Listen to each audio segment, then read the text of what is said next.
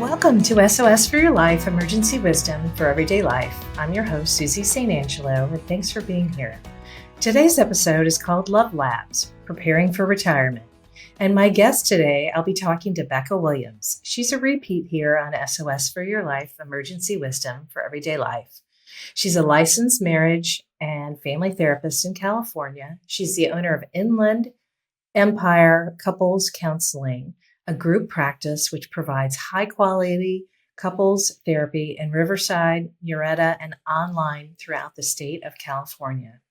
And she has a podcast called Not What I Thought.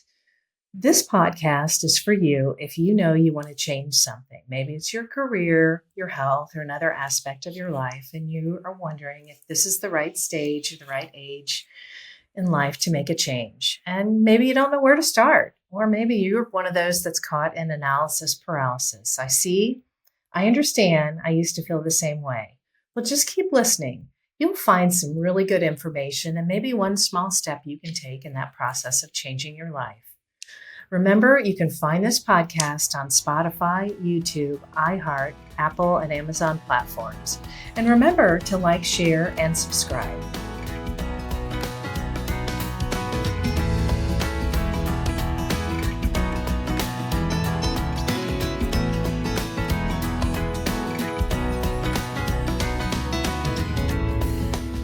And now let's get into today's episode and meet my guest, Becca Williams. Hi, Becca. Hello. So happy to be back. Yes, happy to have you back. Thank you for coming back for a second appearance on SOS for Your Life, Emergency Wisdom for Everyday Life. I'm thrilled that it worked out for you. And I just wanted to talk to you and just for those people who did not get a chance to listen or watch the first episode, if you could tell people about yourself and what inspired you to become a therapist. Yeah, so my name is Rebecca Williams. I'm a licensed marriage and family therapist in California. I have a practice where I specialize in couples therapy. We're kind of known in our area for being the go-to best resource for couples therapy. And I also have a podcast called Not What I Thought, what I co-host with some friends. We're going to have you on in a few weeks, where it's not therapy related, but we talk about what it's like to be a woman in today's world and really giving people permission to kind of let go of maybe how they thought things were supposed to be so that you could create a life that you really love and that works for you. And how I decided to become a therapist, I like helping people. I think I'm good at it. I think there's a part of how my brain works that especially with couples therapy, that I'm able to see like systems and patterns. And those are the things that really need to change if you're going to make long-term change with a couple. And that's something that I think I've probably, I'm not going to discount my training and education, but naturally also it's something that I can just see and pick up on. And so that makes me well suited for what I do. Absolutely. Absolutely. There's so many people who say, I want to help people. I find it in health coaching. I find it in life coaching. I find it with people in therapy. Ultimately that makes us feel good when we know we can help other people. That's wonderful. So today I thought, we would talk about people who are navigating a change where maybe one partner or spouse was home or is starting to spend more time at home, and then the other one has decided to retire. And people are retiring earlier now. They're saying, I've had enough. I want to do other things with my time. And sometimes that really throws off the balance of that relationship and changes the home environment. And I wondered if you could kind of speak to that first off. For sure. Let me think about where I want to go. Well, I will say first, anytime we make changes in our life, there's going to be some type of upheaval. Our brains are patterned that we like efficiency, and we sort of get into habits and routines of I know how something works. And anytime we change that, there will be an amount of stress that comes with it. Even if you think about something as simple as moving, maybe that's not so simple, but like a common experience, right? You move, and for a while your life feels off because from the very day-to-day things of like, oh, I have to refigure out where the spoons go in my kitchen and what the process is for laundry. I remember moving from a place where the washer and dryer were in the kitchen, and the next place we lived in, it was outside in the garage. And there was just some part about like, oh, that really changed the flow of how things worked in our household. And depending on how far away you move, you've got like driving new routes to work and finding a new place that you go to the grocery store, you go to coffee or whatever those things are. Yes, all of the things. And so when we bring that into the home, and like we've had, even in a fantastic relationship, right? Like we've had kind of established patterns and routines. And now, whether that's because of like a full retirement or someone's doing some kind of semi-retirement where I'm going to do a career shift, or I'm working from home now, or I used to be working full-time, now I'm working part-time, whatever that is, like it changes the dynamic of the rhythms of what happens in the house and between the two people. And there is some part of that is just like expected. Stuff's going to feel a little off and you have to renegotiate some things. So I want to start there with like, if you are in that phase of your life and you're experiencing some kind of feelings about it or some kind of discomfort, that doesn't necessarily mean that anything is wrong. It's just you're experiencing a change.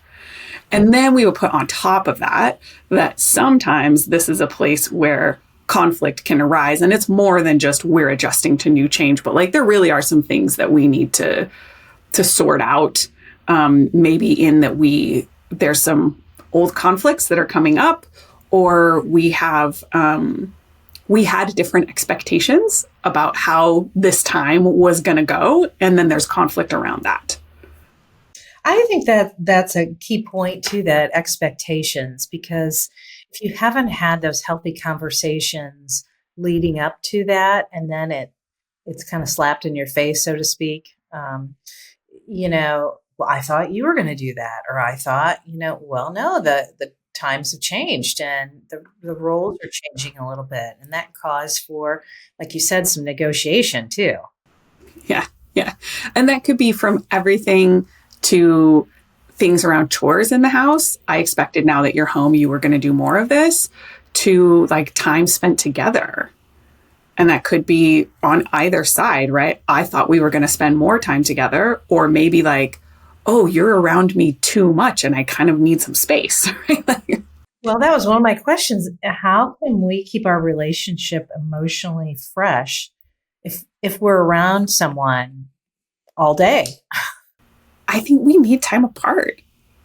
And that's just true, right? And so maybe that looks like if we have been, prior to this shift, if we've been living sort of separate lives in that we each go to work, or, whatever that looks like, we have time apart and then we come back together and there's this reconnection. How was your day? Whatever. We're like, and there's some novelty and interest, which relationships need in order to stay fresh. Cause like you're telling me about what you learned and what happened in your day and whatever. Right. And then there's some safety in coming back home.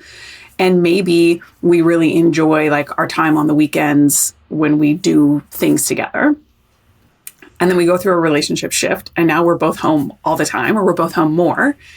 And we maybe start to get on each other's nerves. We find there's less to talk about. It's starting to feel sort of stale. And the solution for that is to like consciously build in more time apart. So if we are home together all the time, I think this is especially true for couples who work together.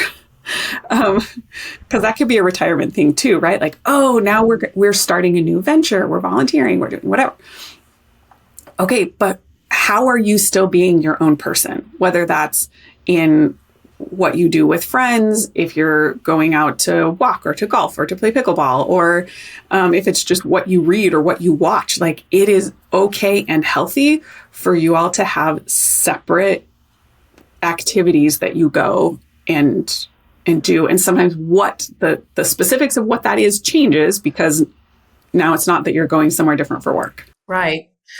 So for example, let's say we're just talking about a heterosexual relationship,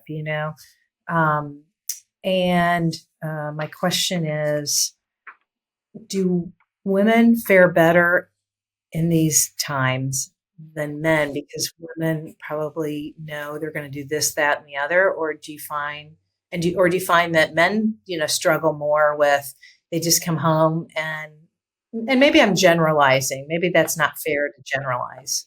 I mean, I think there can be some generalizations without saying that this is true for everyone in that category, right? But typically speaking, women are socialized to have more friendships, and men tend to get social needs met more through either like shared activity or work. And so when we have a male partner who is now retired or at home more, he may find that he is like doesn't have that connection of the people that I went out to lunch with or the people that I was, talking to at work all the time or whatever. And there can be a lot of loneliness in that. And I have a lot of compassion for what that feels like. And often there is one of these unspoken expectations that then his female partner will step in to fill all of those, to fill that loneliness hole. And she can do part of it, but she can't be his only source of friendship or social support. And sometimes that's part of the struggle of this transition is a male partner figuring out like, how do I make friends? Where do I go? Who do I talk to? And maybe feeling some frustration and resentment that the wife like isn't available to him like he wanted or expected. And maybe she feels a little bit like, you're kind of in my space all the time. I mean, or he gets jealous of her going out to spend time with her friends because he hasn't built that up for himself yet. What would you say, and regardless of male or female or same-sex relationships, what would you say to that partner who is noticing it and the other partner? What are some things that they could say to that person to help them navigate that transition? Are you meaning what could a partner say to the one who's feeling lonely? And is that the question? Yeah. Okay. I think on the one hand, like, don't be judgmental or critical of it. Like, more than anything, what we want from our primary romantic partner is like empathy, connection, and understanding. So as the partner in that situation, I can have compassion for the fact that my partner is going through this. I don't need to tell them like, well, it's your fault because you haven't done the work to maintain friendships or something. Like, that's not helpful. Right? So I can do that. And then there's a boundary though, that I can have compassion, but it's not on me that I have to step in and fix it for the other person. So I may ask some questions, like understanding this, I can have compassion for what you're going through and empathy for that. And it's also not my job to fix it. So maybe I say like, yeah, it sounds like I can do some reflecting. Sounds like you're feeling lonely. Sounds like you're missing your work friends. That must be really hard. All of these things, like I'm communicating understanding, but I'm not fixing it yet. And I also might ask, what do you need from me? Would it be helpful if I gave you, how can I support you, right? I have some ideas. Do you want to hear some suggestions? And allow your partner to like consent to that. Because the thing is, I'm going to say the phrase wrong. Unsolicited advice is always a criticism. It lands as a criticism. So if your partner is there saying whatever, and you're just giving them unsolicited advice, try this, do that, do whatever, the implication there, whether you mean it or not, is that you are criticizing them. You're not doing it right. Here, let me tell you how to do it right. And it's such a simple, small thing to hear your partner talk about their loneliness or their frustration or whatever. It's so simple to stop and say, I have some ideas that might help. Do you want to hear that? Would that be helpful to you? Do you want my suggestions? And then when my partner says yes, now it's not criticism anymore because they've said they want to hear what I have to say, right? But if I don't ask first and I just go in telling them how to change, that's going to feel like a criticism to my partner and shut them down and then further build this, kind of resentment and disconnect between us. Absolutely. Well, that's a really good suggestion. And I wonder along those lines, as two people are in this space, showing affection, showing appreciation for them, I would think that would be very helpful and healthy as you navigate to say, "Hey, we're in this together," and "I love you, honey," um, or to have a love note that says, "Have a great day. I'm thinking of you." Something. Yeah. And if both people are home or at home a lot, there may be a space where, like, yeah, I could step in and just spend more time with my partner. And that may be really lovely for our relationship because we now have this more time that we get to do stuff together.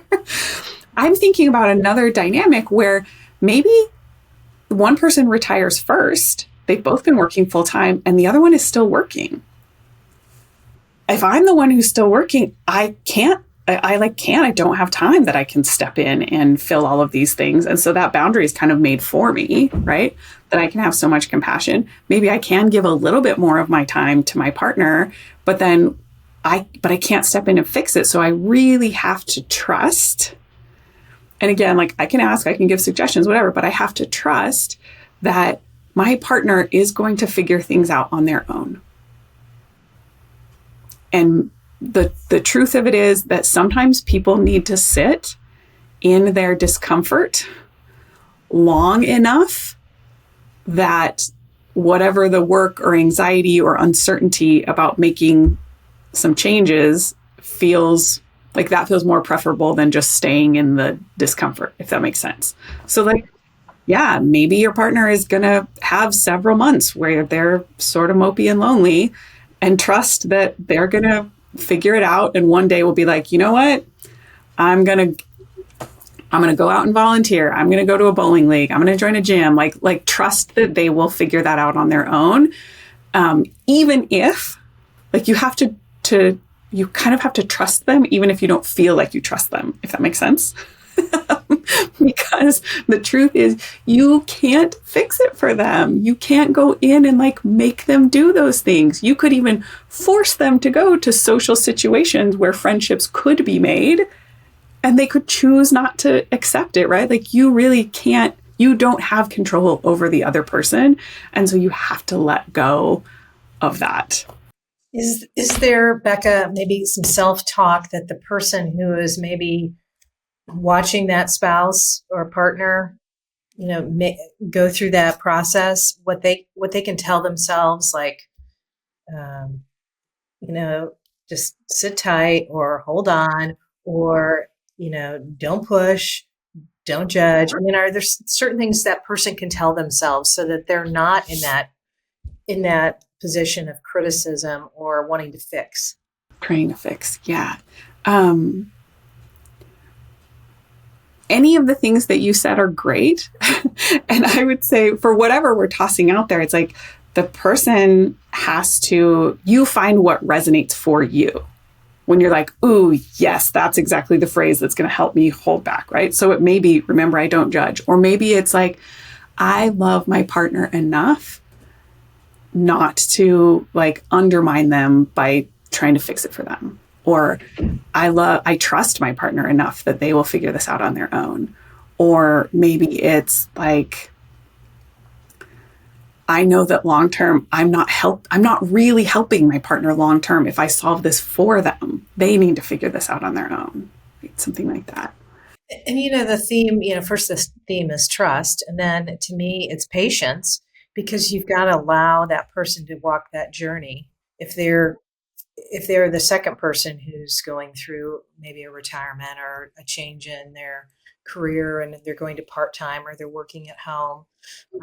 And it could be both of them at the same time. I mean, you just have to give them space, and that the timing, there's no set time. It's like grief. Everybody's grief takes a lot longer. So one person may grieve pretty fast, and another person may take years. So each person handles it differently.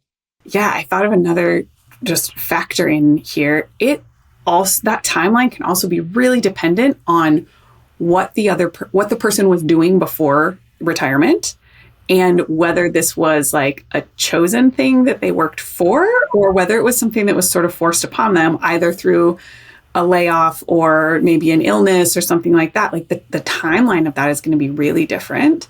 And I'm thinking about whether it's a forced thing or an illness or maybe burnout, if someone's like, I just can't do this anymore, like legitimately, our bodies need time to recover from those experiences. And so it might look like several months worth of, it seems like your partner's doing nothing. And really what they're doing is like recovering from being burned out. That could be emotional. It could also be like literally physical. I'm recovering from whatever illness made me stop working. And so again, like patience, kindness, compassion, respect for our partner as they go through that process. And again, lots of trust that when we're through the emotional healing part of whatever that is, the burnout, the depression, the rejection of having been, let go as part of a layoff or whatever it is, that like my partner is still the person I have loved for all of these years. And on the other side of it, I trust that like they will come out of this. And then there will be a time when they are motivated, when they feel like they want to and have the interest that they're going to, figure out what to do with their time. Yeah, so I have this former coworker who left a long time position, 17, 18 years in the same position. And that length of time, I mean, that is really, that routine, that whole job is really ingrained in this person. And so they've taken almost a year off. And I told them, I know it, it may have sounded like a lot of time, but really you were in that job for so long and you do need time. Like you said, you need time to rest and to shift gears. And I think anyone who's retiring, I personally think it's really healthy to maybe not do that much right after retirement, unless you really have a plan in place and you're like, I'm going to get back to playing the piano, or I'm going to learn to paint, or, you've got your goals and your interests. I think it's pretty healthy to just kind of decompress. Mm-hmm. Yeah. Mm-hmm. Okay. Yeah, absolutely. Absolutely. So how can we maintain a sense of individuality if we're sharing, the same space all day? I love that question. I am thinking about a couple that I know of who both are self-employed and they both work from home, but not together. So they have different businesses, but they are like physically in their house together quite a lot. And they have separate friendships outside of the house. They will do a lot on weekends, not together, because they need that sense of like being an individual person. And they also don't do the same type of exercise. So one of them's super into yoga. The other one is like walking and lifting weights. They just like don't do the same thing. So again, there's this space of separate and together. Yeah, I like that a lot. What about, you mentioned people working together. How about healthy boundaries?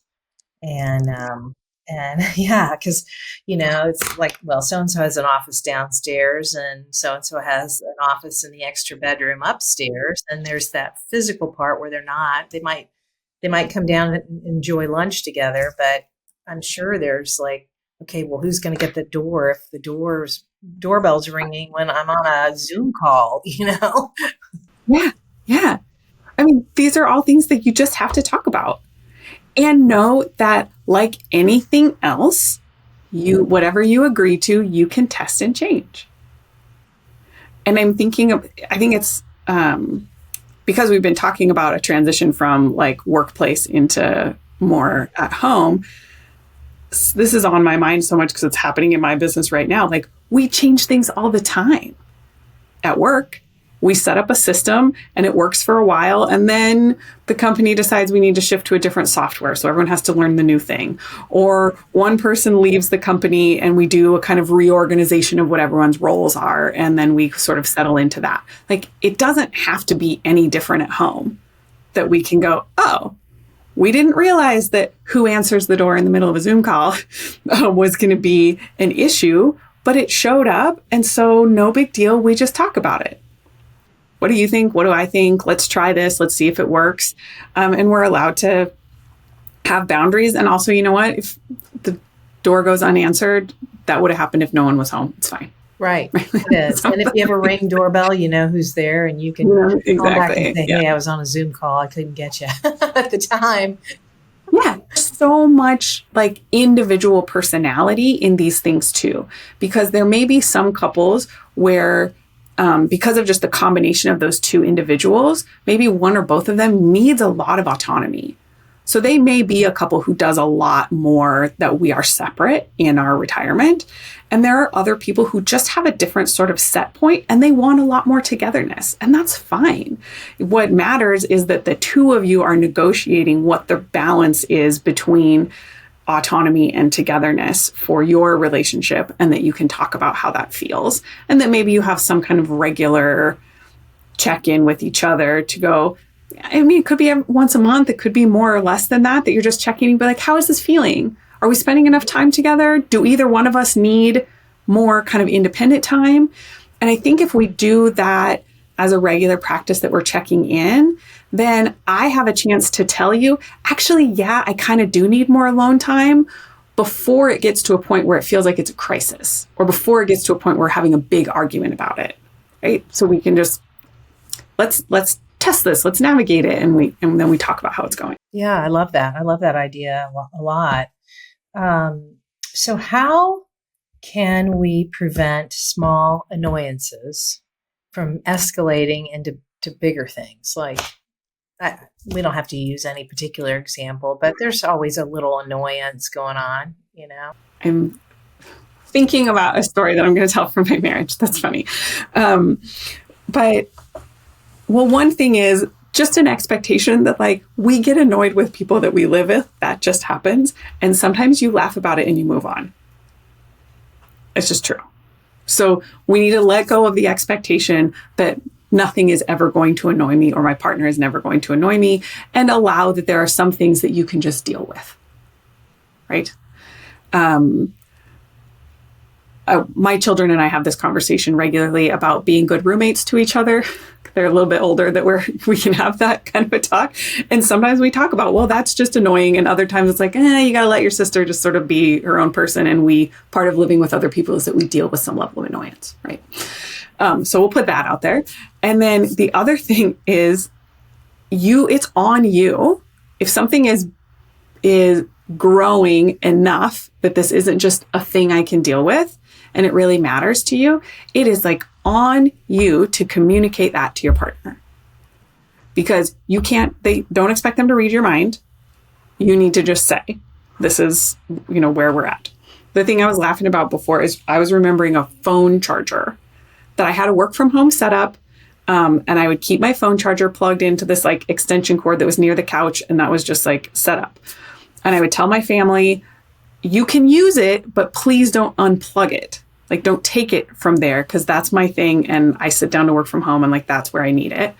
And they kept moving, like kept taking and stealing my thing. And I talked to them and I talked to them and I talked to them, and no one was like paying attention to me. And finally I took a Sharpie and I wrote on the little block part of the phone charger, like, do not take this. If you move it, I will hate you. And somehow spelling it out that clearly finally got my family to be like, oh, she's serious about this. I'm like, yes, I am. And if you can't find a charger, you either have to leave your phone here or go look somewhere else. You are not allowed to take this one. And I think it's just sort of funny that but I'm using this as an example that like sometimes you do have to escalate, and not in a super mean way, but like I really need the other person to know how serious this is to me.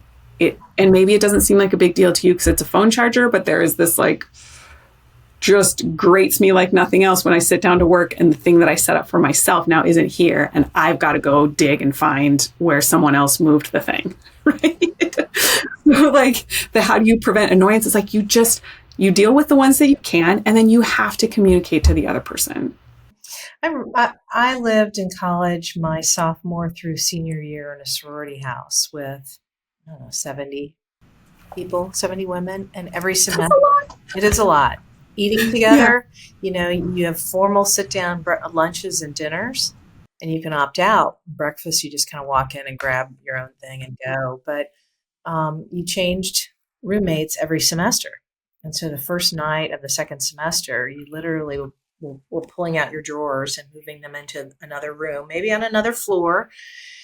And it really forced you to deal with a number of different personalities, which I think was really ultimately healthy for me because I was a shy, reserved. I'm the baby in my family, so I was home for several years by myself. So I could be considered sort of an only child at some point. So it really was good for me to have that kind of trial, so to speak. Is there something like before people, let's say it's a natural retirement, people naturally are going to retire. Is there something that they should do maybe 6 months before, maybe a year before, maybe longer, talk about those expectations and what, maybe that first year is going to look like?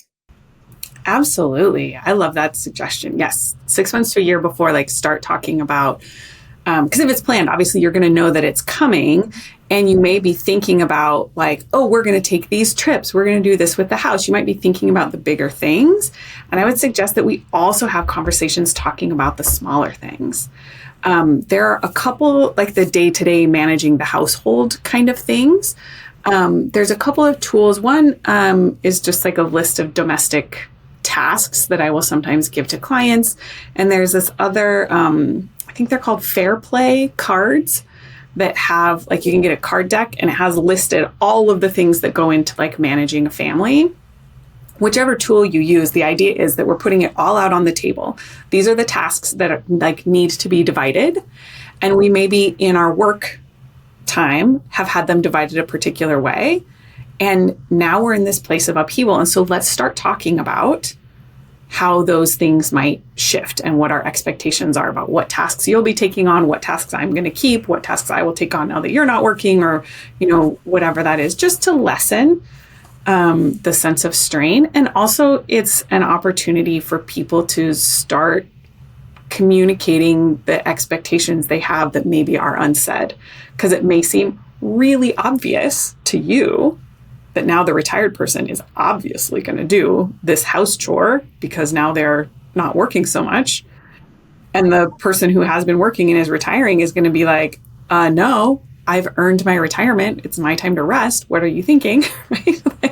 So we have to have those conversations. We just have to, yeah. We have to have that conversation. Are we going to hire that out and have someone else do it so that we can enjoy this time? Or are we going to alternate doing it? You do it one week, I do it the next week, or I think that that's really healthy and fair. I mean, it's fair to both of you, especially as you've earned this time off, and whatever that means to each person is certainly different. I remember my dad being home. He had a hip replacement. He was still working, but he was home maybe 8 weeks, and my mom was just fit to be tied. I mean, she was still smoking, so he didn't like that because he had to quit. And then he was critical of how she was maintaining the house while he was home. This is what you do all day kind of thing, you know? And she's like, I'm ready for him to go back to work. And I think he was ultimately ready too. But I mean, that's typical too, that the one person kind of starts, there's a better way to do that. Or let me do. Also financial stuff, because for most people, your financial picture changes in retirement. And so we need to have conversations about like, what is our income? How does our spending habits need to change? How are we, altering our budgeting and managing our cash flow and all those kinds of things. What other things should people consider when they're both home, or when one is home and the other one decides to come home, or is a forced retirement or a layoff? Is there anything else that you can think of that might be helpful? Like maybe there's kids at home, or maybe, there could be parents that are still alive too, like caregiving responsibilities. Mhm, Yeah. absolutely. Yeah.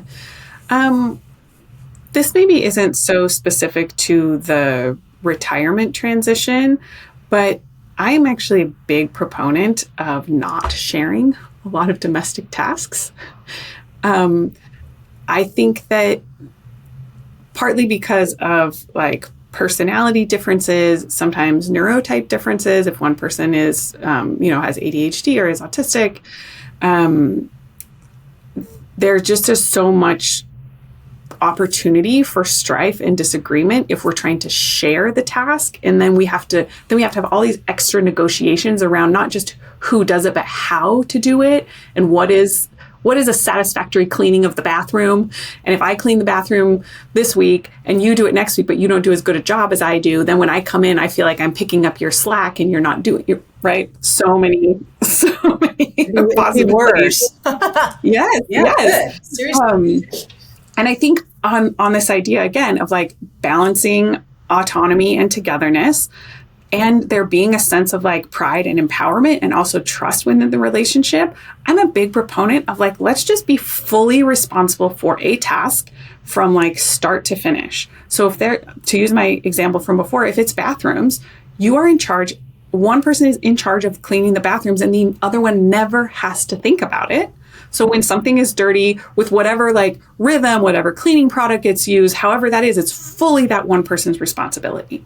Or we look at something maybe like food in the house, that can be a little bit tricky in that like, well, if I send you to grocery shop for meals that I'm planning and cooking and they don't have an ingredient, do you know what to substitute it for? Do you have the running mental like list of what we're out of and what we need and whatever? And sometimes, again, there's like so much extra conversation that needs to happen when we're trying to do that together. And it can be, if we're thinking about making a shift into retirement, like that's a great place for someone to still feel a sense of like ownership, of feeling needed. Like, hey, I have these tasks related to the management of our home or caring for our people or the managing of our finances that I'm fully responsible for. And then I also get to have so much gratitude for the things that my partner does for me. And so we're kind of like enforcing a little bit of that separateness now that we are having so much time together. But it also sounds like there's skin in the game, you know? Oh, for sure. Lots of skin in the game for each person. So yeah. So, I mean, what's your SOS? What's a simple step or two for people who are listening or watching this that they can do if they're in this situation, that they're either transitioning to being home more together, either due to retiring or to a job shift? When we were talking earlier, there was something that I said that I was like, oh, that would be the good SOS thing for the end. And I've forgotten what it was. Oh, it's okay. I think if anything that's coming to mind is one, like be patient with the transition. It's okay that things feel hard, that it feels off. And then the second thing is just talk about what's happening. Just communicate. It's okay. Just like like the analogy I used in moving into a new house, maybe after you're in the kitchen for a little while, you go, you know what? It really doesn't make sense for the pot holders to be in that drawer. I'm moving them over here. And we can do that kind of thing in retirement too, to go, you know what, we thought this was going to work and it's just not. So we need to have another conversation about how much time we're spending together or where our money's going or any of those other things. Yeah, absolutely. Absolutely. Be patient with each other and talk about it. I like that. Is there anything else you'd like to share that we didn't cover? I don't think so. This was lots of fun. Yeah, it was fun. I've learned some good communication tips too, and things. You know, it's almost better to overshare and to over communicate than to under communicate, because the under communicating part leaves for lack of clarity and understanding. Yes. And here's this other thing to understand about how human brains work. In the absence of information, our brain will fill in the gap. We will make a story. We will make some assumptions about what's going on. And because our brains are primed to keep us safe, first and foremost, right? Like safe and secure, we are primed to assume or prepare for the worst in lack of knowledge. And that maybe works great when we're like preparing for something financially, when you're getting ready for a day out and you're like, you know what, we probably should take extra water and snacks and a raincoat just in case, right? Like that ability works great in some situations. In our relationships, it doesn't work so well. Because if I am with lack of information about what's going on with my spouse, my brain is going to make up a story and fill in the details, and my brain is going to assume something worse. It's going to prepare for the worst, which is why I'm like, just talk about it. You've got to communicate about these things, because often what happens is that the truth is not as bad as we fear. But when we don't check it out, we're working on assumptions that tend to be more negative in valence than positive. I was just writing that down because that's really powerful. And for anyone who's an overthinker, that's especially true. Because you're going to overthink 27 different things that could be going on. And when you finally talk to your partner, it could be something as simple as like, oh, I just forgot. Yeah. Oh, okay. Thank goodness. Right.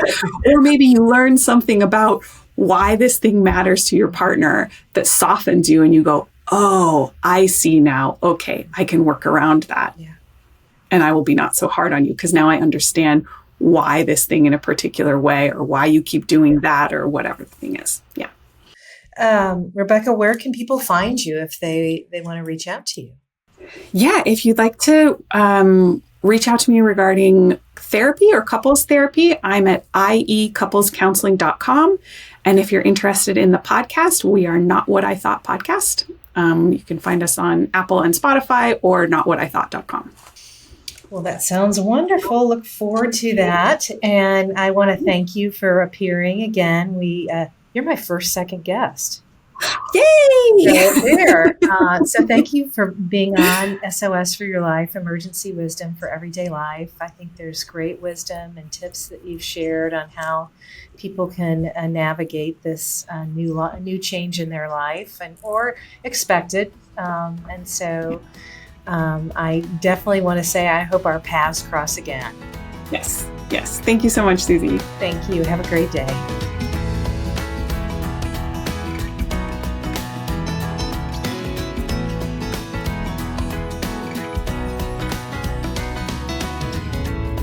Well, friends, sadly, that's all the time we have today. Thank you for listening or watching SOS for Your Life, Emergency Wisdom for Everyday Life. And thank you, Becca, for coming back on to join me today.